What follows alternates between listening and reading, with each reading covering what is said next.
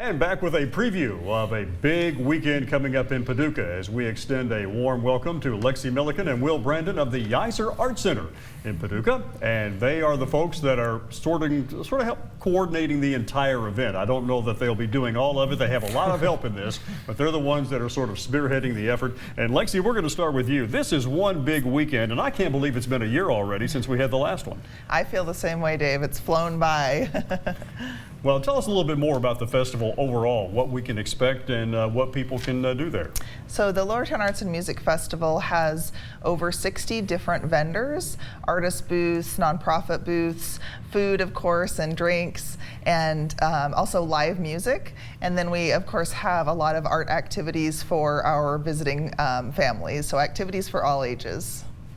Well, let's move over to Will and give a chance for him to get in on the fray here. So where exactly will this event be held? When we say Lowertown, what does that mean, especially for the folks that may not be familiar with Lowertown in Paducah? Absolutely. So we are in the Lowertown historic neighborhood of Paducah. So there's a Texaco station located at 402 North 7th Street. So we're between North 6th Street and North 8th in the Lowertown neighborhood, so one block in each direction.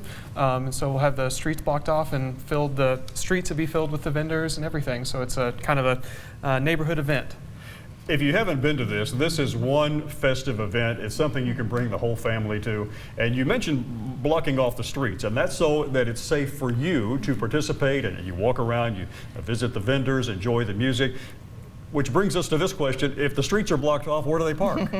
So there is street parking surrounding the festival grounds. So you just park wherever you can find a good spot on the street.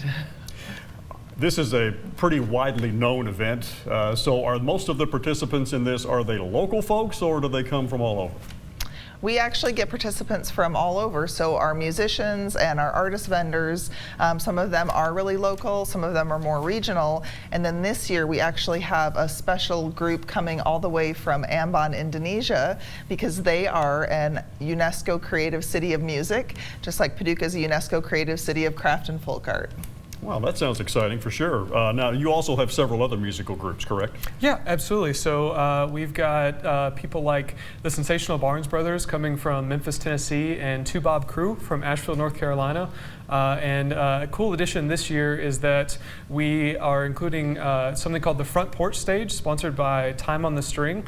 So we have a porch inside the neighborhood that has been converted into a stage that we'll kind of have for like a singer-songwriter style setup. Lexie, you mentioned a moment ago, if I can sort of come full circle here, about artists that will be there. Now, you're talking about artists who actually craft things, correct? And are these for sale or are they just for exhibit? We have a little bit of both. So we do have art vendors that will have artwork for sale. And this is anything from painting to photography, ceramics. It really, there's a really wide variety of different kinds of artwork. People that want to attend, and I'm sure you can carve out a little time on Friday or Saturday or this week to get down there. Is there any cost to attend this event? It's a free event. Of course, we are a nonprofit, and we take donations at the gates. We'll have boxes and, of course, support our vendors and our food and beverages and everything. But so free to attend, and we hope to give you something good to spend money on. A lot to digest in 3.5 minutes, and we've got just a few seconds left, but where can people go to find out more if they think, I'd like to find out a little bit more about this, see more specifics about what will be there? Where can they go?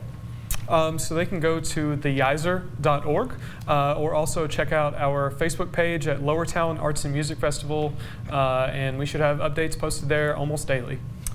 We say thanks to Will Brandon and Lexie Millikan from the Yeiser Art Center, spearheading the event that's coming up this weekend called the Lowertown Arts and Music Festival in Paducah, Friday and Saturday. Hope you can be a part of that this weekend for sure. And if you would like to find out more about some of the things that Paducah has in general, events coming up, there is a website you can go to. It's called Paducah Travel. And that's it, just www.paducahtravel, no .org, no .com, it's paducah.travel. So thank you again for visiting with us today, and hey, we thank you for watching. We've got more Midday coming up.